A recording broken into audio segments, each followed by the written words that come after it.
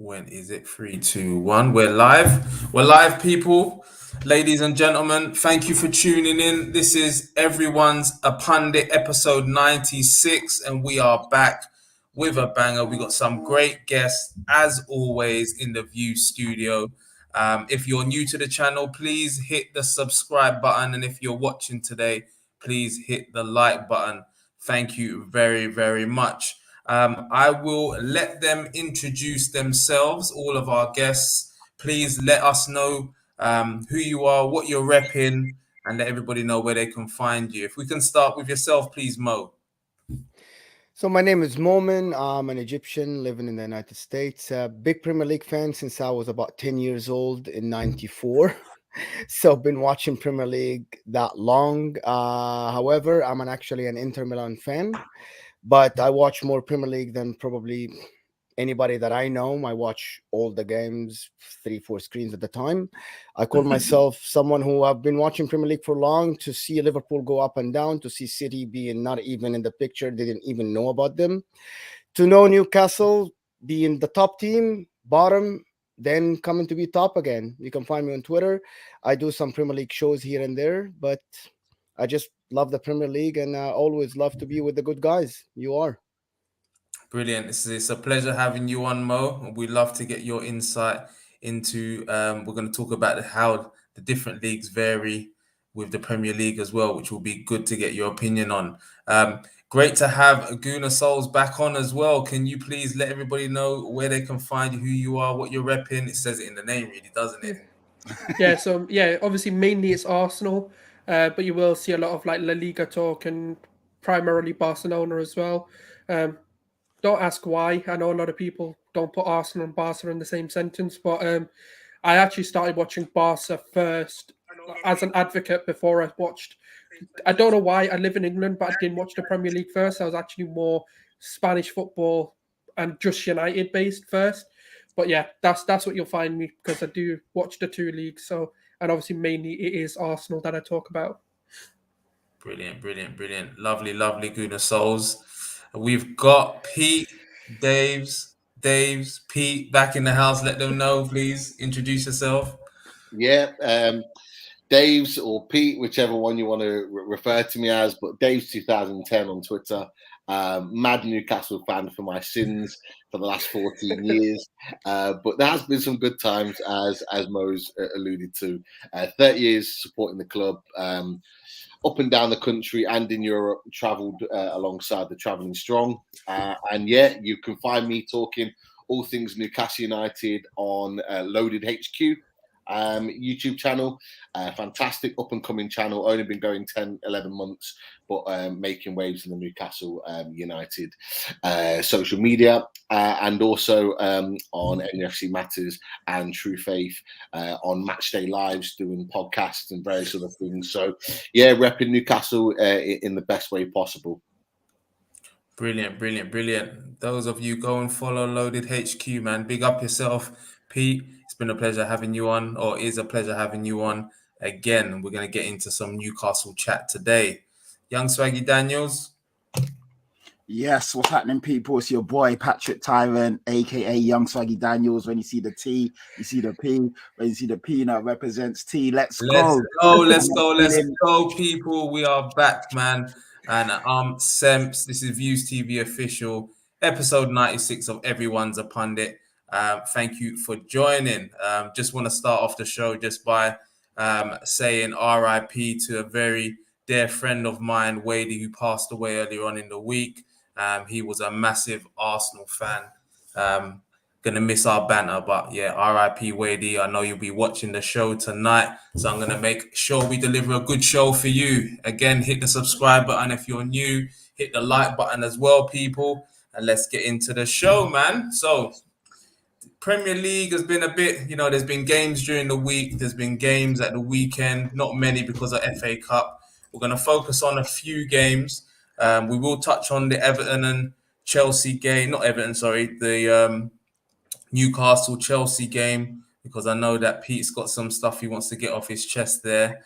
But, Thursday, what do we have? Everton 1, Newcastle 0. with a last minute goal by Alex Iwobi. Friday was a bit of a crazy game. I didn't see the game, but I saw Wolves were 2-0 up, and then I saw people talking, and it was 3-2 to Leeds at the end of the game, which is crazy. Saturday now, this is one of the games that we're going to discuss. I'm sure Gunnar Souls wants to discuss this. Aston Villa 0, Arsenal 1, a big win there. And then today, Leicester 2, Brentford 1, and another big game, another big win for Tottenham as they beat West Ham 3-1 at home. You know what? Let's start off with the Villa game, man. Villa 0, Arsenal 1. You know, on the thumbnail today, I put Saka, best young player in the Premier League. There's been a few that are saying it. Pat doesn't agree. Gunnar Souls, what's been your thought of Saka this season? I know, did Aubameyang score again or Barca? No, Arujo this time. 2-0. 2-0 Barca. Yeah.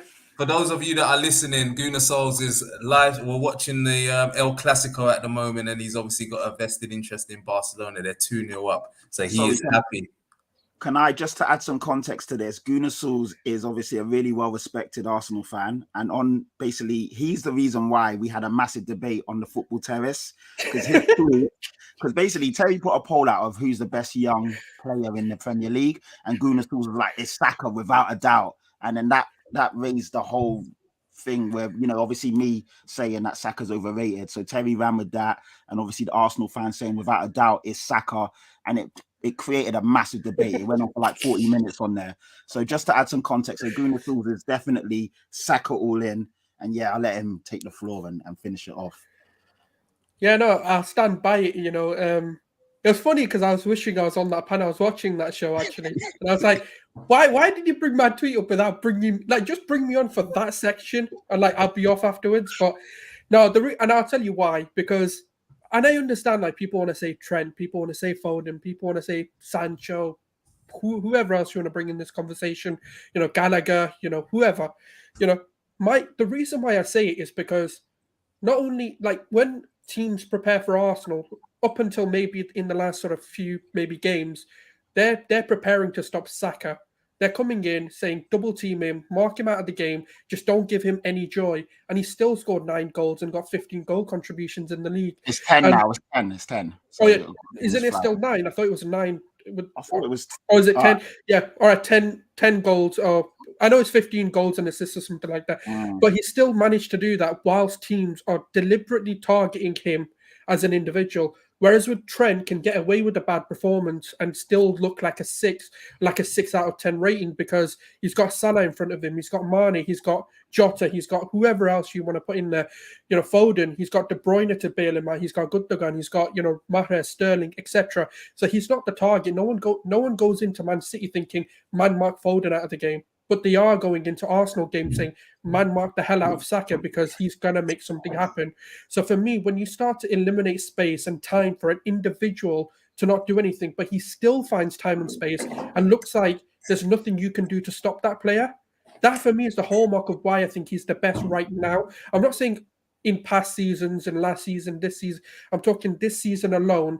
There is no doubt in my mind why Saka shouldn't be considered in the top or should be the top.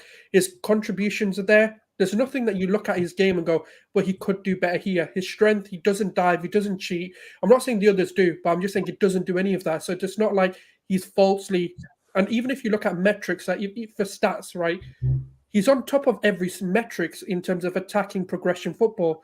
The only thing he doesn't do is like all the 5-star skills. He might not be doing Rabona goals every week and, you know, finesse shot and get 40 yards out and, you know, all of this sort of stuff. But what he does is simple, done brilliant. And that's why, for me, he's up there. And I'm not saying, look, people have their differences. Some are Ronaldo fans, some are Messi fans, for example. Something, Maradona, something Pele, something, you know, Maldini, some will think others. You know, there's always going to be, you know, a preference, should we say, to who you look at and think is better.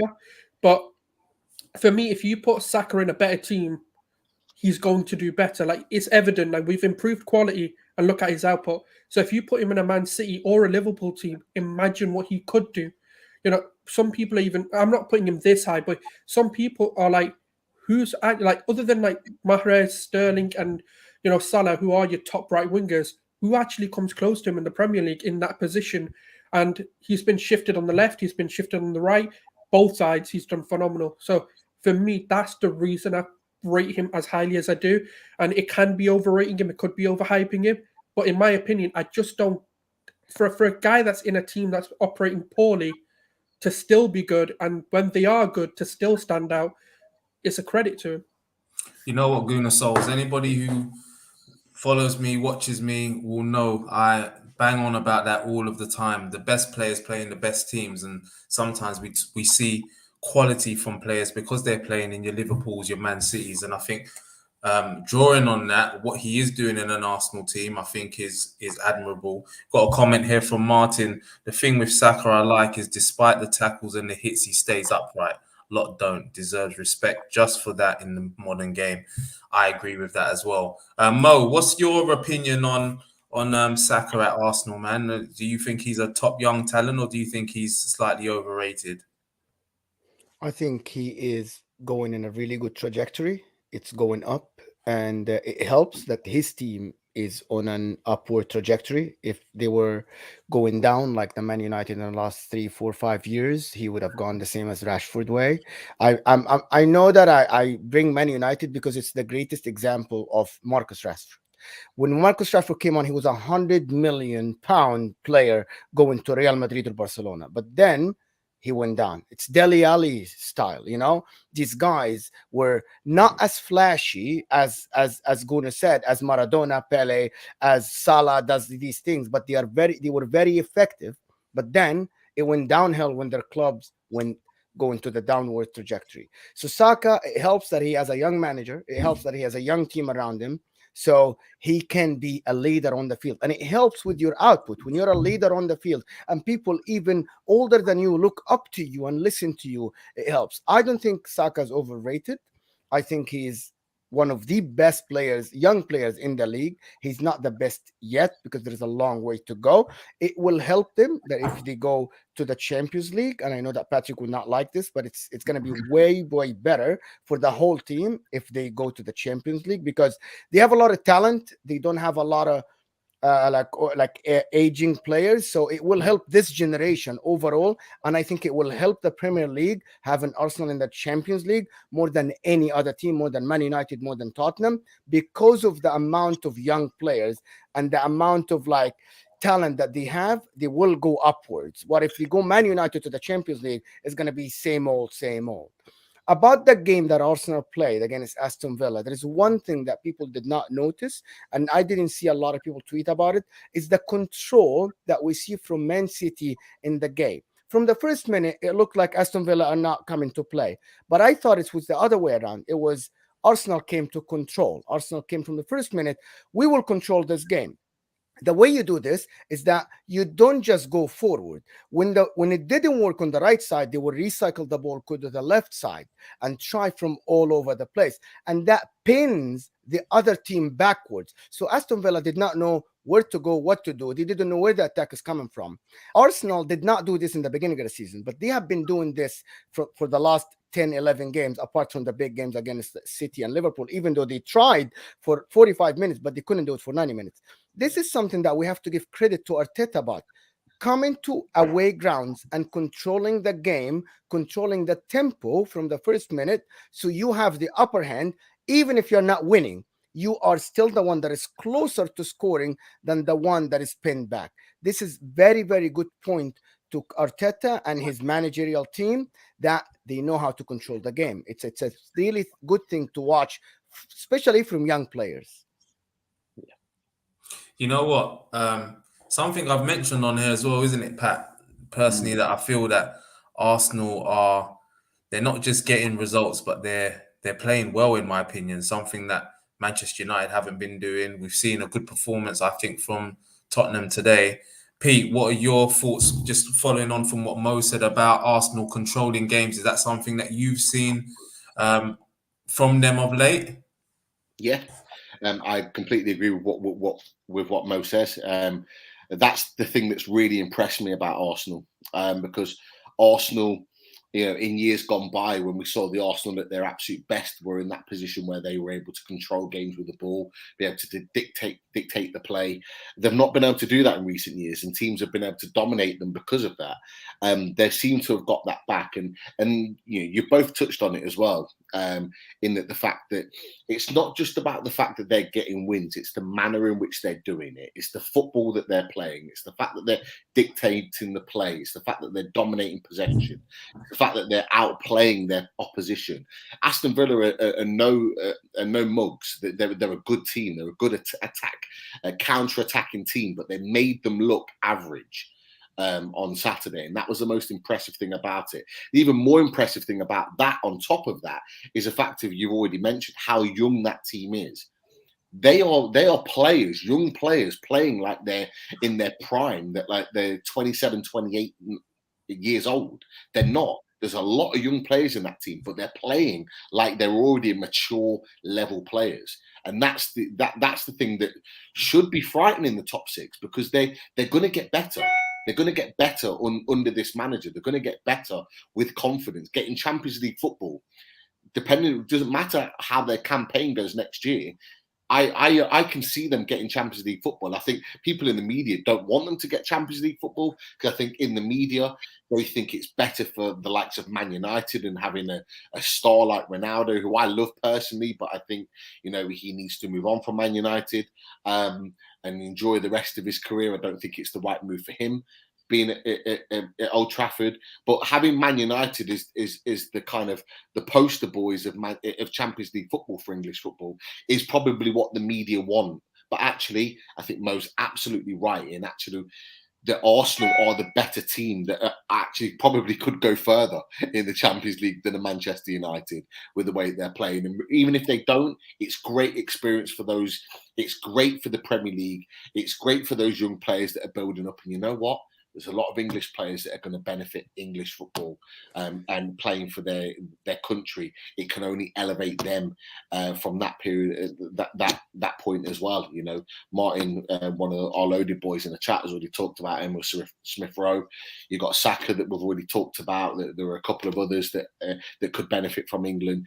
I just think in general, they're just a team that are just playing very, very exciting football. And actually, what I can see from the style in which they play is the Arsenal that I watched in the early 2000s that were just kind of breathtaking at times.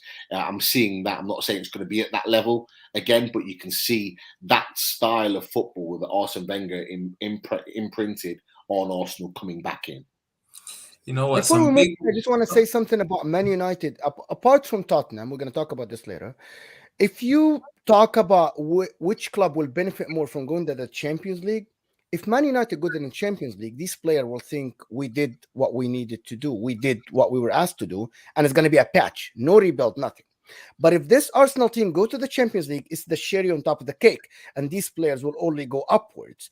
But if Arsenal don't make Champions League, these players will feel like we did everything. We were that close. Their morale might go down. And this is something that people just don't talk about. Man United fans will tell you, we want to make Champions League. It's better for their club if they don't make Champions League. Man United especially. Because they will not be a rebuild if they make Champions League. These players will say, we did our job. What do you want more from us? Yeah. You know what? I'm a United fan, Mo. Don't know if you know that. And I can't argue there. Obviously, I want to get Champions League, but if we don't get Champions League, that's probably the best thing for us. So I don't think we'll get Champions League anyway. Pat, just coming over to you, we've seen some big words being spoken just there, especially from Pete, talking about Champions League going further and bringing back, the Arsene Wenger. Is it a bit too early to be talking this talk for Arsenal, Pat? Considering they are just going for a top 4 spot and it's not sewn up yet. I've seen a lot of talk on Twitter. What are your thoughts on that? Because you've said a lot of stuff there, Pete. Proper hype them up there, boy. I'm the outsider. A lot of fans, to be fair, I mean, Pete's just being like, he's just a football fan and he's just saying what he sees. And I get that. And I respect it. It's cool. A lot of people have given Arsenal that 4th spot already. The thing is, it's not done yet. That's what we all understand. But Pete's just saying, like, he understands. Like, you can see it. Like, as a football fan, I can see how much Arsenal have progressed this year. And you just got to just respect it, innit? They're doing well. The thing is, it could all crumble. They could legitimately finish 4th, or they could still finish 7th or 8th. It's still that tight around that cluster. But if you look at their form and the amount of games they've won, they shouldn't really lose that many on the spin. But they do have some tough games. But in terms of the young players, Smith Rowe, I've always liked him. Saka, you lot know my thoughts on him. Are you now to the point where you're standing? Are you at the point where you're being wrong and strong on this, or do you I don't know your thoughts on it. Is it a point now, Pat, where you have to say, you know what, maybe I got this wrong? I was wrong. I said he was on 10 goals. He's on 9. So I hold my hands up. I added a goal to his tally. So that's the only thing I've been wrong. That's the only thing you're wrong on. What's your thoughts on him, though? What's your thoughts on Saka? Because I don't actually know. He's been very overrated and overhyped. And I said it at the beginning of the year. I said he still, for me, needs to get 10 league goals. He still hasn't done that. So, until he does that, it is what it is. So if he gets 10 league goals, then you change your mind? I'll give him a handshake and give him his flowers and say, yeah, he's done all right. But you won't say you're wrong. Say you're wrong. I'll just say he's improved, and I have, like, my stance has changed. I have said that he is. I've always said Saka was a very good young talent, but people are telling me he's the best young player in the league when you still got Trent, you still got Reece James. These guys have been doing it year in and year out for the last couple of years, and obviously Trent has won everything with Liverpool. Reece James won the Champions League. And is Trent playing for Liverpool and Reece James playing for Chelsea? Does that play a part? And Foden as well. You don't forget Foden. Playing for City. Yeah, of course, they're playing for better teams. But my argument to counteract that is that they get in those better teams. And you've got to be good in those good teams. So which one is harder, Pat? Which one is harder? Getting into a City team or getting into the Arsenal team? There you go. So no, but you can get in, but you're not targeted. It's easier to perform in a good team because your deficiencies are more masked over. Saka can't hide. If Saka has a stinker, everyone knows he had a stinker. Whereas if Foden can have a stinker, and because De Bruyne stole the show, he'll make Foden look better than he probably was. There's definitely arguments for and against. And Saka is a good player, of course he is. And obviously sometimes some of the stuff I say is tongue-in-cheek. I am a Spurs fan. You have to remember that. The same way Arsenal fans will get onto me all the time. But yeah, he's I mean, Gunnar and Sems, you've seen the amount of flipping quote tweets I got yesterday after my prediction. So you lot will always get onto me. I always get onto you lot. That's the part and parcel. It's the nature of the beast. But now Saka has had a really good season. All jokes aside, yesterday he was fantastic. He was the difference in that game yesterday. I mean, from an offensive point of view, yes, defensively, like Pete said, you guys controlled that game. And Villa were crap, but Arsenal also didn't allow them to play. They didn't allow them in the game. You lot stifled them. And Gerrard really has... Gerrard's been given a lot of plaudits, but he's still got a lot of work to do, man. He's been sussed out in quite a few games recently, as you lot have probably seen. Yesterday, he had nothing, no plan B, and his players just looked lost out there. So, yeah, Saka was a good player, man. But for me, the reason why, and even Terry even understood my point about being overrated, because when people are saying he's the best young player, and you got your Fodens, your Trents, your Reece Jameses, it's like, whoa, slow down a bit. Do you know what I mean? Do a bit more before we can really give you that crown or that title. So we put Rice in that category? Guys? Yeah, exactly. And that's another guy I mentioned. Declan Rice is up there as well. I know he's a different type of player, but he's a very good player. So, it's tough. But yeah, Saka deserves his credit. I mean, I'd be silly to say he doesn't deserve his credit. And he has improved this year as well. So yeah, man, credit to him for that. Patrick moved Saka from being the top to like being the 5th or the 6th guy. like instead of being like Saka being like competing right here, he's like, you know what? No. There's like 5-6 players more better than if we're being thing as well, because like Trent is 24 now, isn't it? But he was 23 when the season started, so he just got in there on a technicality. So that one is a bit of a grey area, but you still got your Fodens, your Declans, your Reece Jameses. So it is tough, but yeah, Saka is doing really good, man. So you just got to be real with it. I never said my opinion on Twitter about who's the best young English player, and I think it's by far Phil Foden. By far. No question. For me, for a couple of reasons, it's very hard to go to City's team and convince Guardiola that I need to start every game, that I deserve to start every game. And it's very hard to perform with all these people around you, very good players, and still be at most of the games the focal point. And I see this every game. They look for him. and he performs, and it's very hard for. And I don't think Saka will get into the City team, to be honest. He will not start. I think you made a really good point about Foden, is because, you know, if you look at Foden's last 2 or 3 years, he's had to effectively jump through hoops to prove to Pep that he can play in that team. Even 2 or 3 years ago, he was producing form that for any other team in the Premier League, he'd have been playing every week, and he found a lot of times he was going to be on the bench, basically. And he's kind of had to jump through these hoops to prove that this young English player is capable of playing in his team, and he's proven it. He's, like you said, he's becoming the focal point. The one thing I'll add on Saka, and look, the Arsenal fans in the room are probably not going to like this, but the way in which he's playing, for me, he's had this natural progression every year. He's got better and better in certain areas every single season. And he actually, for me, and you guys might disagree, I actually see him as the perfect player to replace Raheem Sterling when he moves on at Man City. I think Saka could come in and play that role and actually take on that sort of Sterling baton. And obviously Arsenal fans aren't going to want to lose him. Arsenal fans are going to need to continue to prove that they can get into the top 4. I think they're going to get top 4 this season. And I think Tottenham will probably push them really, really close, in my opinion. But I think Arsenal will just get it just because of their form. And I think they're going to need to continue that form into next season, playing Champions League football, in order to convince him to stay at Arsenal. Because I think if he continues to get better next year, you're going to get the big boys coming for him. And Raheem Sterling is not kicking on, but he's getting into his sort of late 20s. And Man City, as progressive as they are going to look to the next stage. And I think someone like Saka could be part of that conversation, if not someone abroad.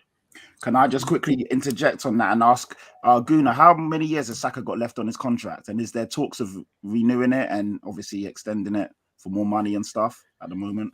Yeah, I think it ends in 2024, if I'm not mistaken. I think he's got 2 seasons or 3 seasons left. There's negotiations on the table. But the way that Arsenal operate, they never do it in the season anyway. No contract negotiations get done whilst they're playing. Even Saka's come out and said that we're not focusing on that, we're focusing on getting top 4, and then we'll talk about the contract later. It's basically signed and sealed. There won't be much doubt in my head that he doesn't sign. Even if you, there's no indications to say why he wouldn't. But even if he doesn't, we're going to get stupid money for him.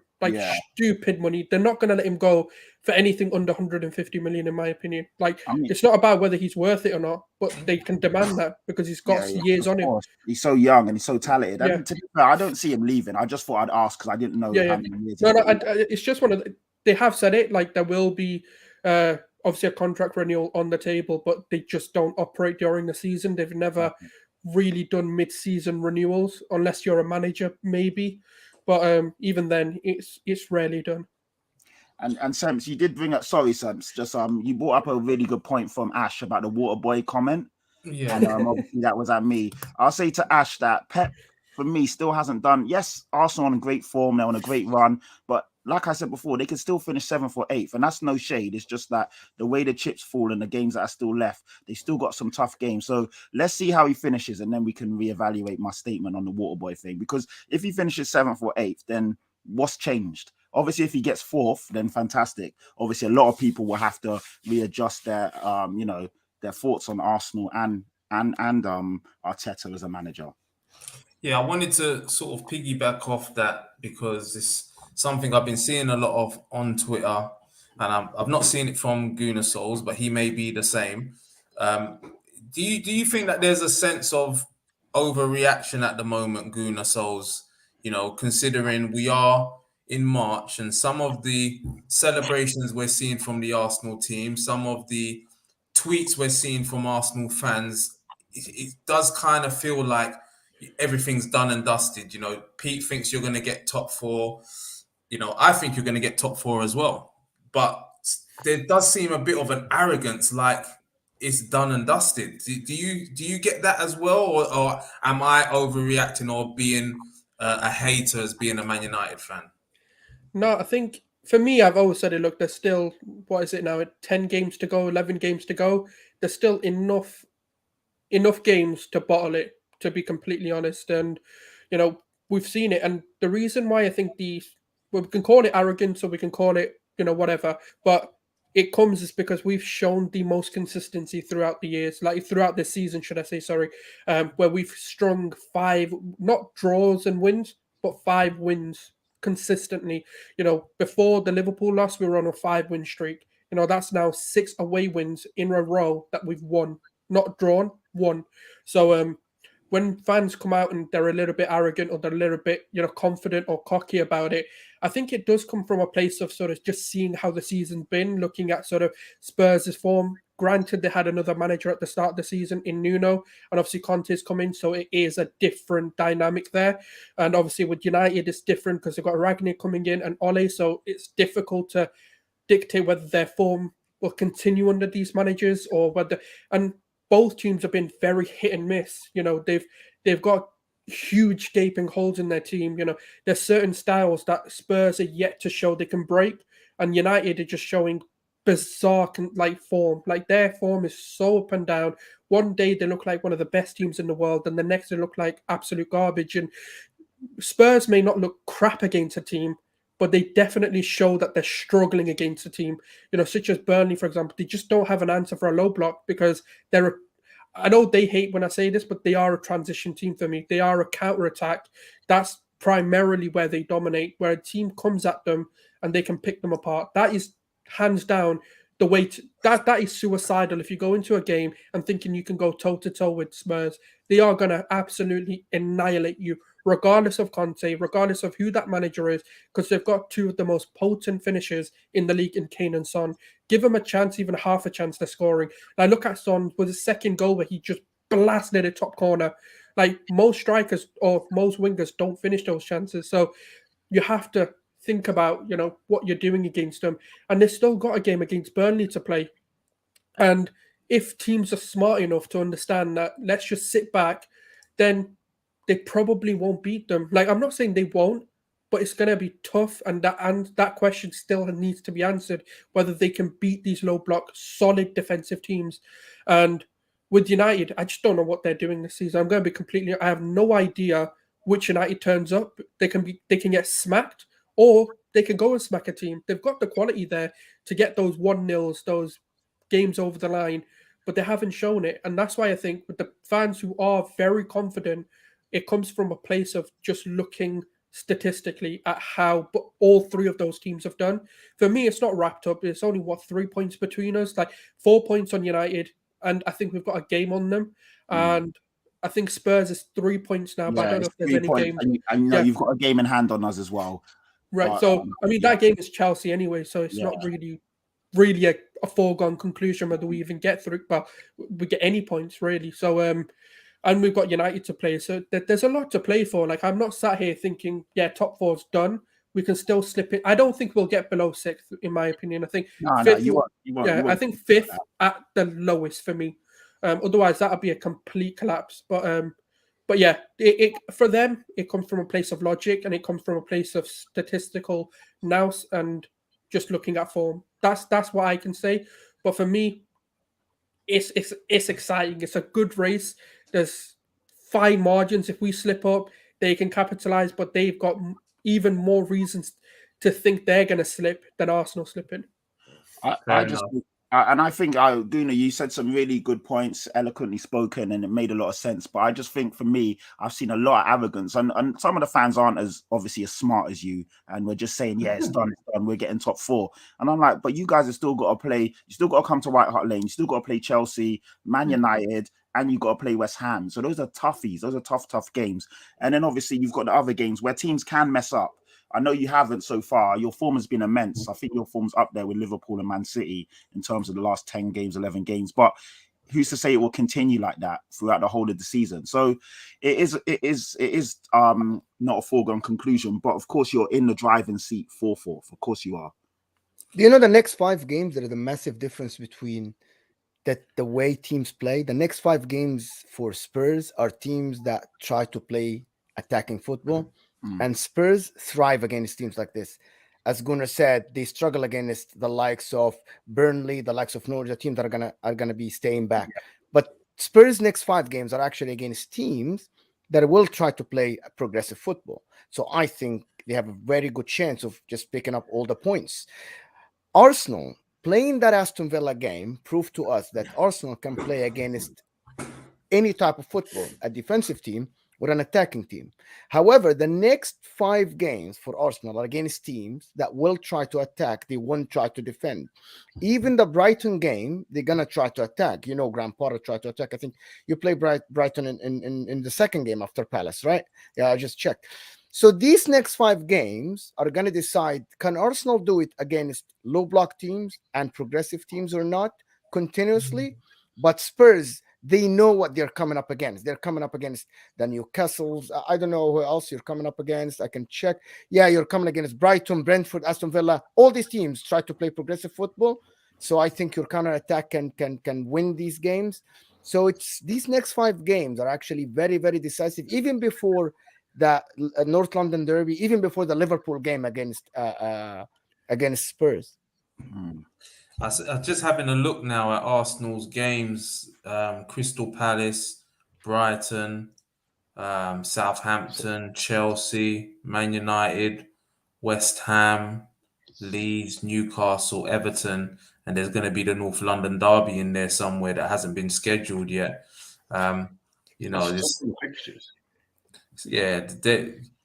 There's a lot of, and I think if you look at Man United's games, there's no easy ones. We're at the business end of the season now, ladies and gents. We're at the business end of the season, and I think we're all experienced football fans to know that anything can happen. And look, Arsenal are definitely in the best form. If you was to ask me now, I would say Arsenal are the team that deserve top 4 over and above Manchester United and Spurs. But you don't always get what you deserve. So, yeah, man, we will move on from Arsenal. And I want to come over to yourself, Pete, and get your thoughts on the Newcastle and the relegation situation as well, Mo. But Pete, just moving on to Newcastle, I do think now that you've strung enough wins together to keep you safe now. Obviously, there's still a lot left to be done. I think that you've put yourself in a good position now to stay up. Couple of games where you could have got more out of. How are you feeling after those games, the Chelsea game and the Everton game? Yeah, look, there's kind of 2 sides to this at the moment because, just touching on it very, very briefly, if you look at where we were sort of when we last spoke, when I last came on the show, we were like bang 18th in the table. We were talking about the football next season, kind of almost preparing for it in one sense. We were in a really real mess at that particular time. And then you look at what we've done since, in particularly January and February, and you think, we're in a position where we're really, really comfortable. And actually, we're looking like we're going to stay in the league. And certainly going to that Southampton game, last Thursday, winning there, not last Thursday before, winning there, where we didn't expect to win. They'd only lost 1 game at home all season, and we go there and beat them with a lot of our main first team players out, and you're thinking, wow, this is fantastic. Look, we never expected to win or get anything from Chelsea. If you look at our history going back 20 years, we don't do well at Stamford Bridge. It's as simple as that. We don't get points there. Apart from the Papi Cisse wonder goal back in 2000. Yeah, I remember that. That's a big goal, boy. That's a big goal. Yeah, what a goal. The wonder goal, we don't really get too much. But, we can talk about, the result all day long. We know we should have had a red card. In my opinion, it was a red card. It was a high elbow. He left a mark on the player. And I touched on it with the loaded lad, some of them in the chat tonight. Is it the way his elbow is and how high he is? Dan Burns, 6'7". Like, to get your elbow as high whilst both players jumping, to get it where it's connecting with his temple. Where he hit it was his temple. That's for me, that's dangerous. That can knock somebody out. He could land awkwardly on his neck. He could land awkwardly on his back. It's one of them that's dangerous play. Doesn't matter what you think about it. It is dangerous play. It should have been a red card easily. And that changes the game right there. And actually, even at that point, at 39 minutes, we were the better team in that first half. We imposed ourselves better. We created the better chances. We pressed high. We kept winning the ball back. Martin Dubravka had nothing to do. Then you go into the second half, and we pretty much carried on the same way. And then we have the Stonewall, in my opinion, the Stonewall penalty.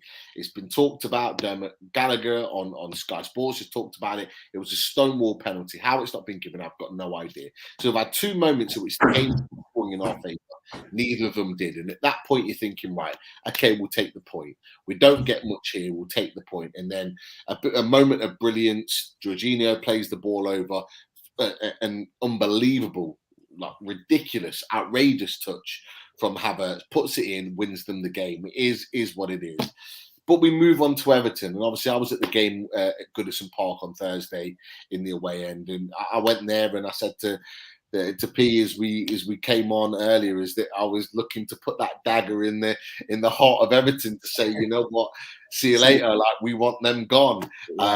And if anyone watched the game, I know it wasn't on TV, but if anyone watched the game, you would know that for at least 60 minutes in that game, Newcastle dominated. We were by far the better team. Again, Martin Dubravka had nothing to do. We dominated the game. Bruno Guimaraes was by far the best player on the pitch. He just completely ran the show, but we just weren't clinical. We just didn't put the ball in the net when we had opportunities. And the longer it went on, we had the issue with the guy and then the necktie. Yeah, they tried to do that again. Did they show that on TV, by the way? Yeah. They didn't show it, but it wasn't TV there. Yes, yeah, they had the game on TV, of course. They had 4 guys do it today. Pete, they had 4 guys try and do it today in our game. Really? 2 on each side. Yeah, they had them tied with their legs. And they literally ran on the court and they had the ties ready, but our stewards were onto them quickly. And you know what? I think it's going to be a running theme now because nobody noticed. Nobody noticed at the time. I remember speaking to someone in the crowd saying, "Look at that guy over there in orange. He's standing behind the post. He's standing right next to the post." Oh, no one saw it. We're too opposite end of the pitch. We didn't know that he'd like necktied himself. But like, you know, there's a video that goes around on Twitter where like there's a West Ham fan that just kind of wanders onto the pitch and he stands next to the like near to the goal and as if he's like a parent watching the game on a Sunday morning. Like there's a video that goes around like that. I've seen it a few times on social media, and I thought it was one of them where a guy's just wandered onto the pitch and just standing behind the post and just kind of watching and waiting for the Steelers to take him, not knowing that he kind of tied himself. We thought he'd handcuffed himself to the post. Yeah, which is why they couldn't get rid of him basically. And so only we found out afterwards that he'd necktied himself. But that there changed the game. We were flowing right there. We had a throw-in on the far left-hand side. We were looking dangerous at that point. That changed the game. It gave Everton the opportunity to kind of like regroup. Yeah, like a timeout, isn't it? It's like a timeout. It was like during that period, the amount of times that players were going over to Lampard exactly. We got cold because we were trying to keep warm and fresh because it just completely changed the game. They came back into that game and they had the emphasis. They had more attack, but even then they didn't really create anything. There was no clear-cut chances. I think Dubravka tipped one over the bar, but it wasn't difficult. They didn't really create anything, and it was our own mistake in which they scored. We obviously went down to 10 men. That's probably the worst thing that happened to us because we were then in that limbo. Do we go and win it? Do we go and settle for a point? Do you stick or twist? There were some players like Sid Maxi, there was Bruno Guimaraes, there was 1 or 2 others that were really pushing to say, we want to win this game, let's go win it. But there were 1 or 2 other players saying, we'll take the point. A point's better than anything and we'll move forward. And I think that confusion between the players created the problem that it did in terms of the goal. And they nicked the goal, and Iwobi's not scored for about 10 years, but he ended up after the net. Everyone's just head in hands, like can't believe it. But look, I'm going to move on from that because I hate talking about it because it still pisses me off to this day. But like, we're still in a great position to stay in this league. We have a run of 5 games now coming up. Spurs away. Then we've got Wolves at home. We've got 3 home games in a row. Wolves at home, Leicester at home, Palace at home, followed by Norwich away. There are 5 games there that I've been saying to a lot of Newcastle fans on social media that will decide our season. Because after that, we have Arsenal, Man City, Liverpool. So we have to get those points in those 5 games to ensure that we're safe. If we go through those 5 games and we're on 35, 36 points, I believe that's enough just to keep us in the league, because I believe that the current bottom 3 and maybe even Everton and Leeds won't get 35 points in their next 5 games in order to get into that position to keep them in the league. So that's just where I'm at right now. Fair enough. Mo, obviously being an Inter Milan fan is a little bit different than what Dave and Pete is experiencing. But what are your thoughts on the Premier League relegation battle that you've seen this season? Because it seems it's been really interesting this season. What are your thoughts on it? I thought in the beginning of the season that Newcastle, Burnley, and Norwich will definitely go down. I actually wanted the 3 teams to go down for one reason, because they played the worst football in the league. Burnley, by far, ruined my... I play football, right? And I coach football. And this is something that should be... If you play this brand of football, you should just you should get relegated no matter what you do, because it just ruins it for all the people, the viewers, right? But Newcastle now, Eddie Howe comes in, Guimaraes, and to be honest, Dan Burn. Forget everything that Newcastle did. Forget Kieran Trippier. It's you get that center back that dictates the tempo, changes your whole season. This is what he did. It's the fact that this guy is there, coming from a coach like Graham Potter. It's that particular thing that gave Eddie Howe the chance to play good football, to have his fullbacks go all the way up, to have his midfielders go attacking. About that game, about that Everton game, that was the most scrappy game of the season that I watched 90 minutes, that I could not believe that I'm still sitting on this couch watching this game. It was unbelievable because the game was really bad. The first game that I've seen live in the Premier League was actually Everton-Arsenal 0-0 2 seasons ago. And I could not believe that Goodison Park looked that good on TV and it's that bad in real life. It's absolutely an atrocious stadium in every single thing. Entrance, seats, everything, right? Like everything. It's just bad. It's the stadium. I was sitting in a seat that has a big pole in front of me. I had it was obstructed view, and it was just, what is this? Yeah. But on TV, Goodison Park looked like better than Camp Nou, better than the Santiago Bernabeu, because of the production of the Premier League. They just make the game look great on TV.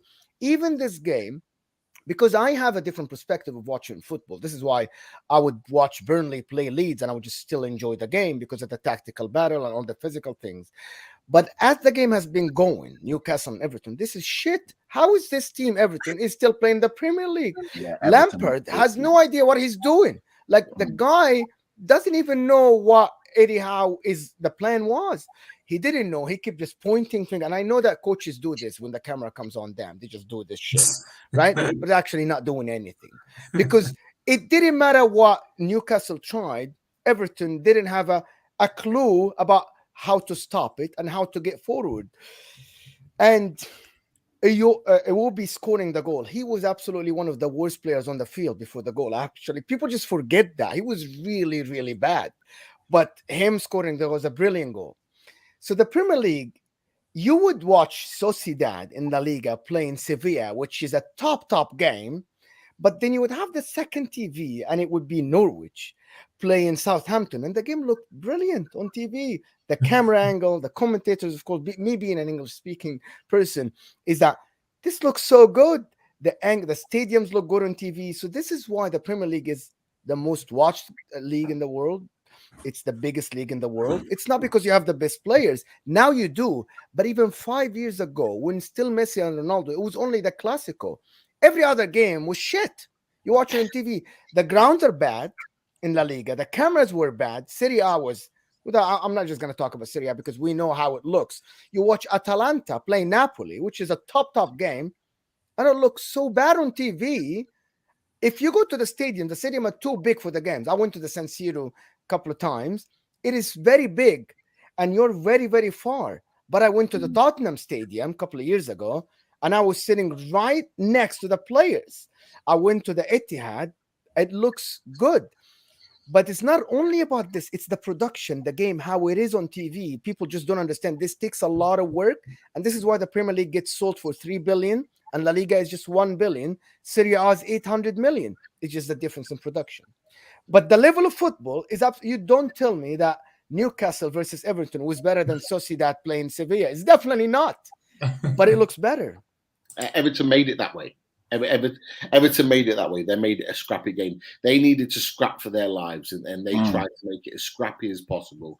They were wasting time. They were committing fouls all over the place, or trying to slow the game down. Because whenever we tried to quicken the tempo and play at a faster speed, they were just trying to slow it down. It was that type of game. Alan and Decore, they did not allow anybody to play football. Alan and Decore, they had clear instructions. Anybody that goes by and you're going 4-on-4, make a foul.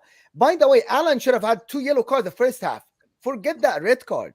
Alan made about 5 fouls or something. Most of them are cynical. He should have gotten 2 yellow cards. It was clear instruction that you cannot allow Newcastle players to get behind the midfield, and it worked. And the referee was very, very lenient that first half for Everton players. It was very obvious. The plan was, it doesn't matter. Newcastle can do whatever. We might get a goal at the end, but Lampard didn't want to lose the game, and he succeeded, to be honest. Your XG this game is not as high, but it was better than Everton, but he succeeded to keep a clean sheet. Mo, there's a question here for you. Do you want to answer it? Thoughts on the links that resurface every now and again about PIF considering purchasing Inter along with Newcastle? They won't, because there's no money in the Serie A. We talk to Italian journalists. They say the problem is every time someone comes with money to the Serie A and they look at the projection of Serie A, there's no money. The problem, when you look at Newcastle, they see Man City, they see Chelsea. This is what they see. Even the guy that bought Southampton, the Serbian guy, he saw Chelsea and said, you know what? I can do this. Because you can make a lot of money for your club. You can make your club a brand. Look at Newcastle in 2 years. And I promise you, if they keep pumping money, Newcastle will be top 6, top 8 club in the Premier League. No question, right? If you go and do this in Serie A and you buy Inter, you'll still be at the same position in 4 years. We don't have our own stadiums in Italy. The league, the thing about it is that how many nations in the world speak Italian? One nation. It's Italy. So there's no market there. There's no market. Back in the days when Ronaldo used to play, I supported Inter in 1998 when Ronaldo used to play there, right? I started supporting Inter. It's the big Djorkaeff, Ronaldo. It was Zidane in Juventus. It was big. Thierry Henry was on Juventus. David Trezeguet.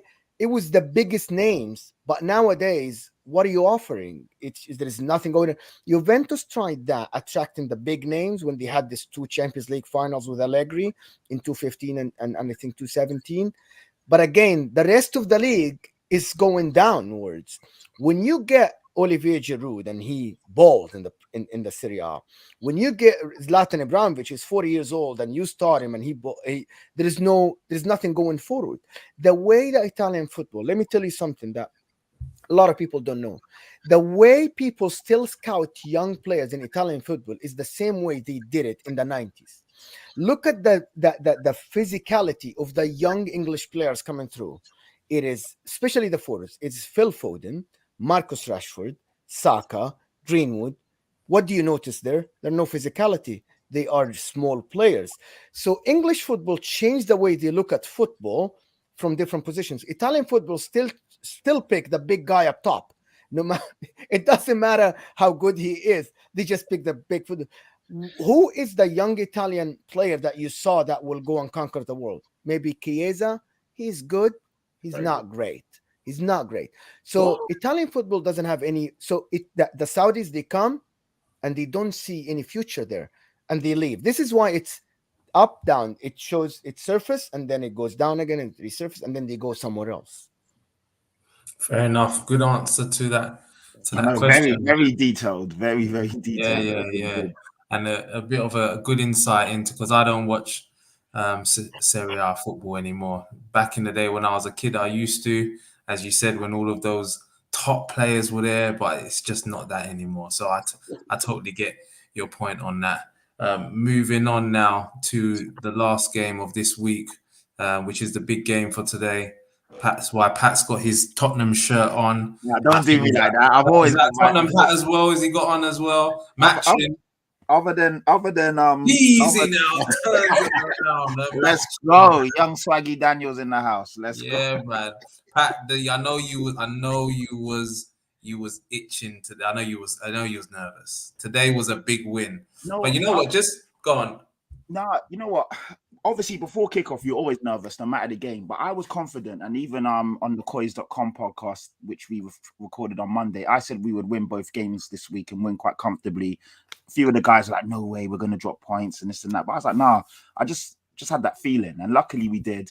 And to be fair, when you look at both results, there's quite two comfortable games in the end. I think we dictated and controlled the game today. Bentancur in the middle has made such a difference coming in, man. He just recycles the ball well. He's cool and composed. Romero looks like a top player. Yeah, exactly, a top centre back. Kulusevski has come in and always makes a difference. He always does something running at. He's better than Saka. Yeah.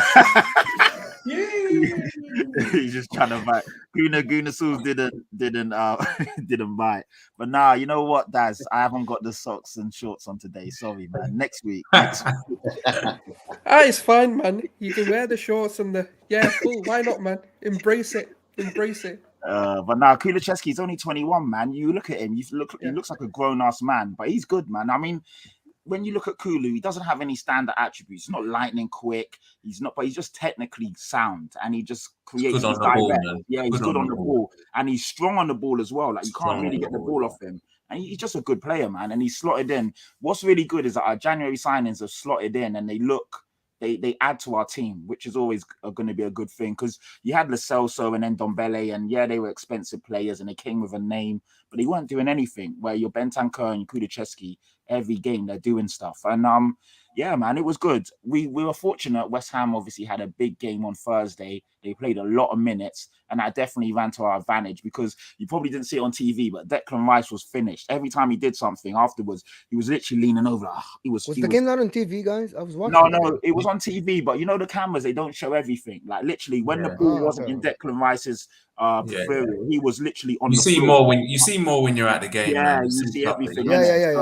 I just didn't know. Yeah. So he was finished. A lot of their players looked tired. They gave it a good fight. I was annoyed that we let them in the game with the goal because it was sloppy. Doherty let the ball run out for a corner when he should either you clear the ball or you hold it. He didn't know what he was doing, and in the end, it come off his leg, and then this corner was just schoolboy back post. And Ben Ramos ran in for a goal. But other than that, we pretty much were in control of that game, man. And if Kane took his chances... What do you think about Højbjerg, Pat? Højbjerg, the improvement over the last 4 weeks. Yeah. You know why Højbjerg has improved? Because he hasn't had to babysit Winks. When Højbjerg had to babysit Winks and literally cradle him, he couldn't do much going forward because he was always having to make sure Winks was protected. Now that Bentancur's there, and obviously he knows that he can just do his job, he looks so much better. And Højbjerg gave Kane a great pass. Kane should have scored that, man. But Højbjerg just, like you said, Mo, he just looks, he's a good player, man. He's a good player. But yeah, I'm happy. The fact that we're still in the mix, I mean, obviously our form has been up and down, but over the last 5 games, we've only lost to Man United. So we've won 4 out of the last 5. And that's why we are where we are in terms of right behind Arsenal. And the goal difference, again, is looking healthier, which is good. So, we just need to try and win our games and hope that Arsenal slip. And obviously, just try and do what we're doing. But Conte, you can see now the system is starting to take shape. We definitely better wing backs, better full backs, because Reguilon's not really doing it. And nor is Doherty, if we're being honest. But why he has been bad, Pat? Why? He actually fits the profile. Quick wing back, knows how to cross, can shoot. Why it's not working for him and it's working for Doherty? I think Reguilon's end product is quite poor, if I'm being honest. Like today, he had 2 great opportunities and he didn't test the keeper on either opportunity. You know what? It's so funny, Mo, because in my friend and I went to the game quite early. Liam Patrick, so shout out to Liam, beer culture London, top guy. We were sitting there watching them warm up, and the way Reguilon was striking, and because they had the five, basically the three forwards and the wing backs all playing together, and they were all passing to each other and striking. And in practice before the game, Reguilon, every shot, bam, bam, bam, corner, top post, far corner, top bins, this and that. But when it comes to the game, he just, I don't know, man, something's not there. But he's so wasteful, and I don't know. I think we need to upgrade on him personally. There's a lot of talk that Real Madrid want him back, Barcelona are interested. I think we should cash in and get a better fullback in the summer, because he's just wasteful, man. Like today, there's no end product there where there should be. Do you know what I mean? Someone of his age, he's like 24, 25 now. And like you said, Mo, he's got all the attributes, but it's just something's missing. But yeah, I wanted to ask you there. I think it was Gunnar Souls who said it earlier about you being a counter-attacking team, or it may have been Mo. I can't remember which one. It was Gunnar Souls, yeah. It was Gunnar Souls, yeah. And watching the game today, I was watching it with Dan, and I kept saying to him, you lot will win this game 3-1, because West Ham will keep trying, and you will pick them off eventually. You could see you tried it a few times, didn't quite work. So, West Ham had a lot of possession in the second half, but I always thought you lot was comfortable. How is it for you watching that now as a Spurs fan? Obviously, you've gone from Poch to the Jose way, and then now the Conte way. What is it like for you as a fan watching the counter-attacking style? Are you okay with it as long as it gets 3 points? It's because you're at home there. You would think that you would control the football against West Ham, but I do think we controlled it, though, to be fair. Like, even when we were in possession, I didn't really see West Ham carving us open and cutting us open. And I think the same thing what Arsenal did when they're not in possession, you dictate where the ball's going and essentially how dangerous the opposition can be. So I think we had I haven't checked the stats. I think we had a bit more of the ball than West Ham.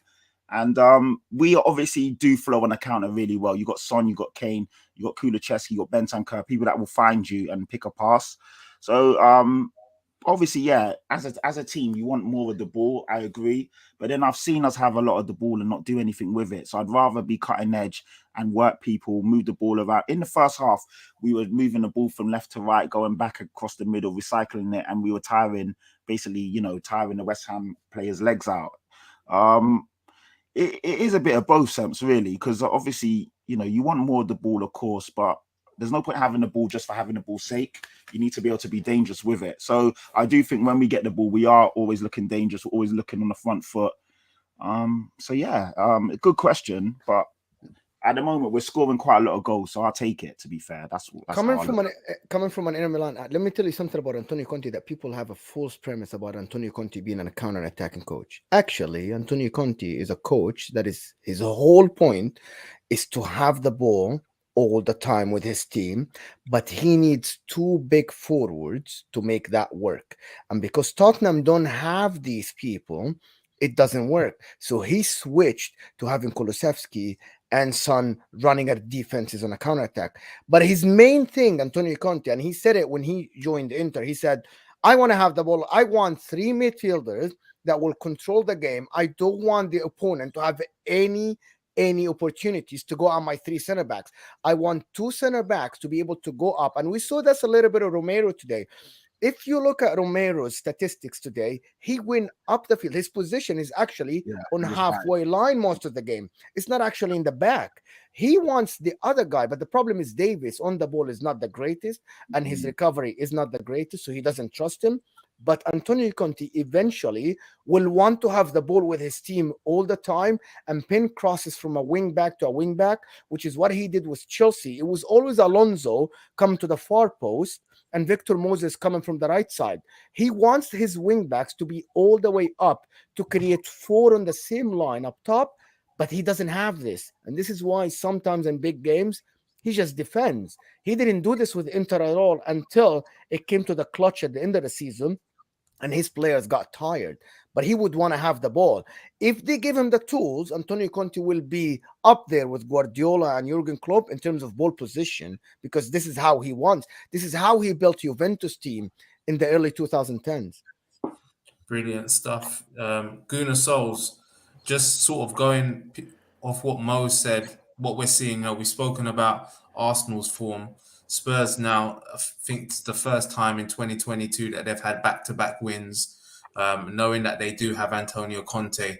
Do you think that they're your biggest challenge to that top 4 spot? I think mathematically, yes. Because they are obviously 3 points rather than 4. But the sort of doubt that I have, it's not even due to quality or anything. It's not me doubting Conte. It's more Conte's in this position where he can't play his football, or the way he wants to break low blocks, he can't do it because he doesn't have that creative spark. I know Kane's got it in him to play a pass, to break a line, and for Son to run in behind.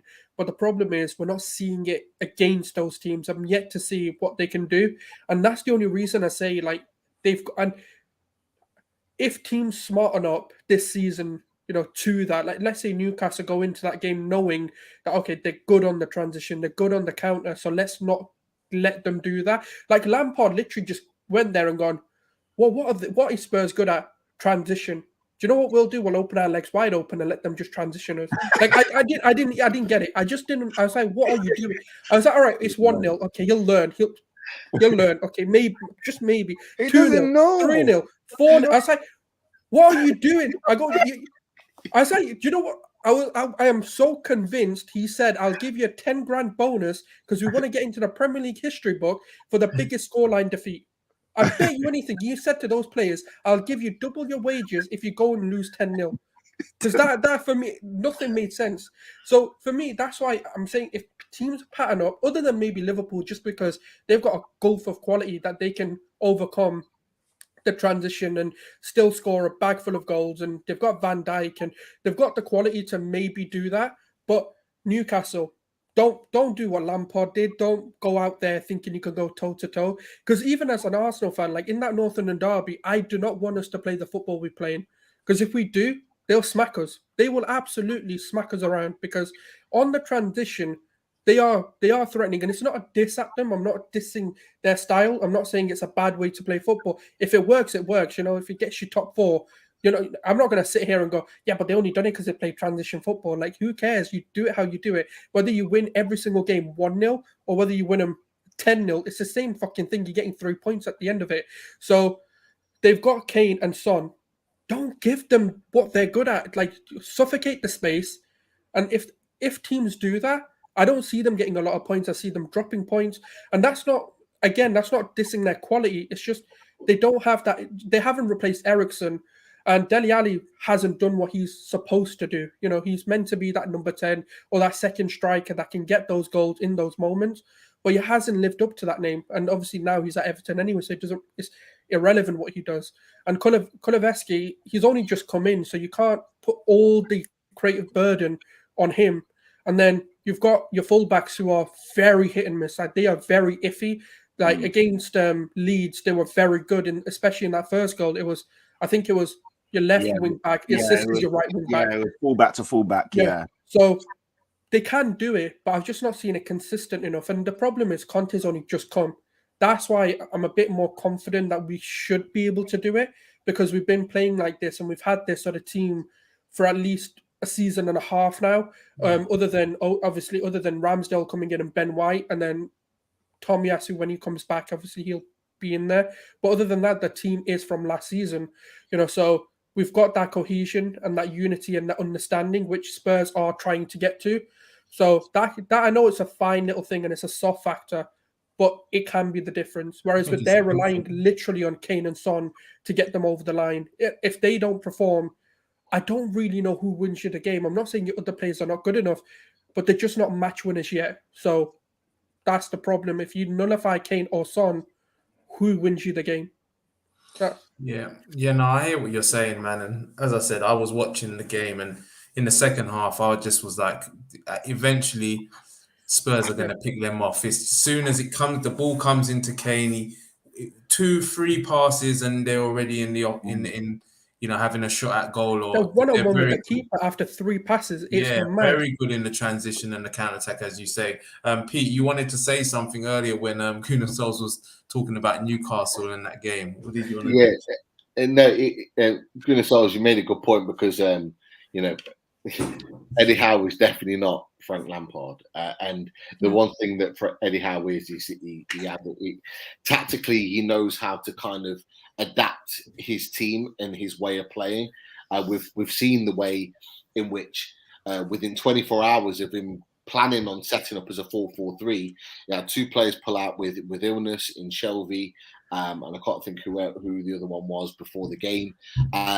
And then all of a sudden we've played a back three. We've played like a 3-5-2 or a 3-4-4-2, however you want to work it. But he's had to change the style against Chelsea, and we still performed in the way that he wanted us to perform. And he's got that ability to change the way that we want to play. The way in which we played. Although we didn't win against Everton, the way in which we played against Chelsea was very different to the way in which we set up, and the way in which we played against Everton was also different to the game the Thursday before in how we played against Southampton.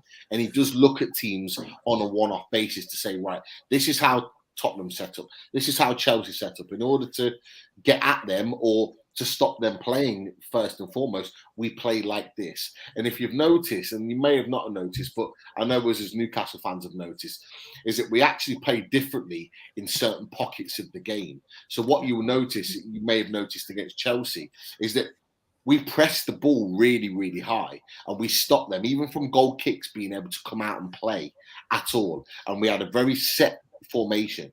But that wasn't the whole 90 minutes. It was only pockets of the game. And in actual fact, some of the Newcastle journalists noticed that actually at certain points in the game, it was Jason Tindall, our assistant manager, that would shout. He would shout something to the players in which to say, this is what you do now.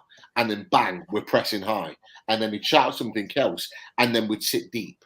And we'd hold up the play.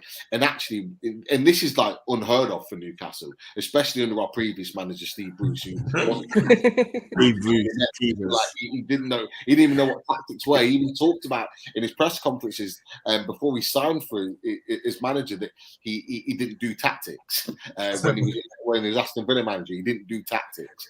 He openly said that. So going from that to someone that actually in stages of the game changes up the way he plays is fantastic. And yes, it's not going to work out all the time, but what I think you'll see compared to Frank Lampard, who I don't rate as a manager at all, I think he's an awful manager, and I think he will ultimately either take Everton down or they'll be very close to it.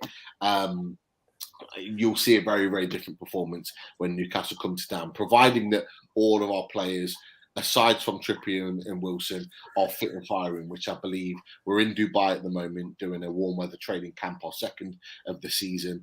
And I think we'll come back. The last time we came back from a warm weather training camp in Saudi Arabia, we went 9 unbeaten. Hopefully that allows us this time to as long as it's after our game, I'm all for it, Pete. As long as even Arsenal had that. They came back from Dubai and they went on a 6-win winning streak. So yeah, maybe Dubai's got the key to football. Brilliant, gentlemen. Well, that is the end of the show, man. Thank you very much for all of your thoughts, your views, and the input. I tell you what, I think it's clear that there's going to be a very interesting end to the season at both ends of the table. It's going to be very, very interesting. So yeah, Mo, let everybody know where they can find you, man. Thank you very much for joining us and giving us your perspective. It was a pleasure being here, guys. Good insight, great conversation, and the most important thing, it was fun. This is the most important thing. This is why we're all here. And you guys can find me. My Twitter handle is right there. And I do some show in a channel called Football Worldwide. We do a weekly show Monday on all the Premier League games. We have other things about La Liga, Serie A, Bundesliga, but my segment is only on the Premier League. So just follow my Twitter handle if you wanna, and I come here and there. You'll see me pop on YouTube sometime. Brilliant, nice one. Brilliant, man. No, thank you very much, as I said, for your insight and perspective, because it's different to what we usually have. Obviously, speaking from an Inter Milan perspective and talking about Serie A and stuff. So thank you very much, Kuna Souls. It's always a pleasure having you on. I think it's your second time here now. We definitely look to get you back on some more. thank you very much for joining and sharing your Sunday evening with us. Let everybody know where they can find you, man. Yeah, no, it's a pleasure being on. Literally just Gunnar Souls on all platforms, on YouTube, Twitter, Twitch, whatever your fancy is, other than podcasts that I've still not figured out how you do them, like the Spotify and stuff. I have no idea how that works. So other than that, I mean, you don't want to hear my voice, you just want to see me, don't you? So it's all good. So yeah, you can find me on Gunnar Souls, and that's where I tweet if I'm on anywhere or retweeting what channels I'm on. So yeah, and obviously just bantering everyone. So Wicked. Thank you very much again for joining us, Guna Souls. Pete, Daves, Pete. Wicked having you on again, my man. Let everybody know where they can find you, please. Yeah, pleasure to be on with you guys again, second time round. Hopefully there'll be a hat-trick ball in the future down the line. But yeah, you can find me with some of the boys that have been in the chat. Daz is one of them, on Loaded HQ on YouTube. So search up Loaded HQ, click that subscribe button. We have weekly shows. We've got a couple of shows this week as well with a couple of local Newcastle journalists. So it should be a good one. Twitter handle Loaded HQ1 on Twitter.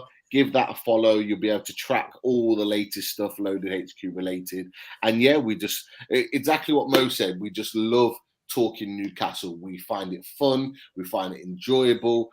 Certainly now more than before. But it's just about talking about the club that we love. And we enjoy doing it as five lads together with a few guests here and there. And that's what it's all about. Because, you know, regardless of the result, football should be fun to talk about. Brilliant. And yes, you will definitely have your hat-trick call up, Pete. No doubt about it, my man. It's an honor having you on and giving us that Newcastle perspective. Thank you very, very much. Thank you. Young Swaggy Daniels. Yeah, I just wanted to say rest in peace to Wadey, because obviously you touched on it at the beginning, Semps, and I just wanted to touch on it at the end. And found out on Wednesday. So essentially he passed on my birthday. So I found out the day after, and I felt sad and bad about it all week, man. It just really hit me. So he used to tune into views all the time, always used to get onto me. Obviously, he's an Arsenal fan. He always used to get onto me about Tottenham, like, wow, Tottenham fans really saying this, or Pat's saying this and that. And yeah, it's crazy just to think, like I was thinking about earlier today, I'm never going to see his name popping up in the comment section again. And just little things like that, you know, you take it for granted. Like I celebrated a birthday on Tuesday. He'll never get to celebrate another birthday. And it's just these little things that we take for granted. So just please, everyone, just live your life and enjoy these moments that you have. And all these little things that we all just do in passing and don't think about it. Just enjoy them as much as you can, because you never know when, you know, it will be a last, or when you may not get to enjoy that moment with a loved one again. So yeah, something a bit somber, but it has to be spoke about. So with that being said, obviously a massive shout out to all his friends and family, everyone in the chat, everyone that knows him. And yeah, thank you for everyone for tuning in. This is what we do. We love doing this. Wadey would have wanted us to do it this week. He was always tuning in, always loved the show. So yeah, respect and love to everyone, man. Yes. Big up. I'm not going to say too much. I think you said a lot there, Pat. You know, I personally wasn't going to do the show today, but I know that he would have been tuning in and he would have wanted me to do it. So that's why I'm here. Sort of actually kind of wanted Arsenal to win against Liverpool the other day just for him. But, you know, now it's back to business now, Daniel Wade. I want Arsenal to die and not do anything. So, yeah, fun Arsenal, but big up my boy. But thank you guys for tuning in. Thank you for your time on a Sunday, people. It's been a pleasure having you on. Now this is Everyone's a Pundit, episode 96, and these were my pundits. Until next week, people, we are out. God bless. Enjoy your week. Later.